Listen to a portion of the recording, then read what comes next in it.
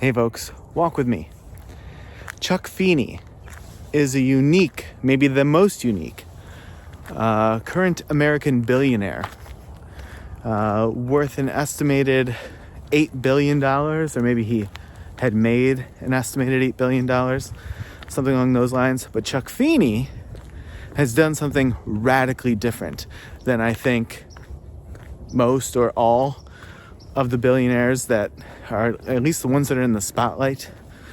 Instead of running around trying to rule the world and flash the flashiest things and buy the biggest companies that they can or whatever, sort of inflict the most influence that they can, Chuck Feeney decided to give it away while he's still alive.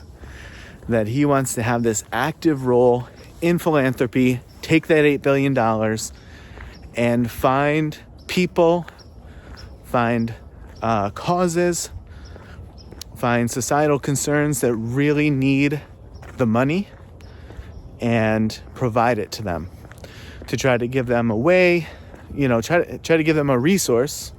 It's not all of the resources, it's a resource to work toward the improvement that they want, which obviously then he aligns with and sees value in that. He has a quote that's something along the lines of like, "You'll never stop finding people to help," right? So, which, reminds me a little bit of a very different figure, Fred Rogers, who after 9/11, he had this whole thing that he had gone out and I think he didn't want to, but he tried to offer some relief to the U.S. citizenry, which was just in awe in a bad way.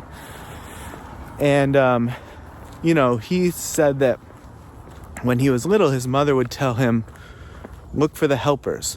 There's always people who are willing to help." And this is sort of similar to this concept that Chuck Feeney has of you'll never run out of people that you can help. He built his fortune on the duty-free shops. So, the duty-free shops that you see in airports. That's him. That's how he made that money. And it was like something a little bit different before it became what it is, right? Before like international and commercial travel was as accessible as it is today. But yeah, that's how he made his money. And he, to my understanding, set a small amount aside for his family. And the rest of it is just finding people who need help, finding causes that he believes in, and going to help them with the resource of funding and of money to make that happen. And doing it while he's alive, not saying I'm going to spend as much of this as I can while I'm alive and whatever I can't get to, they can have it. It's a very different mindset.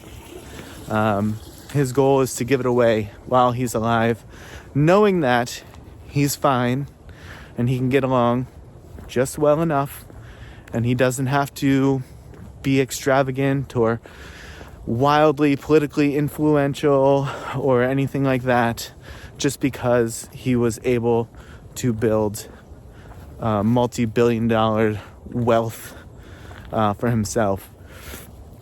He sees that there's a greater possibility with that money, and he wants to help do it while he's alive versus when he's gone. So aspirational, so admirable, and so unlikely that other billionaires will step in and do the same thing.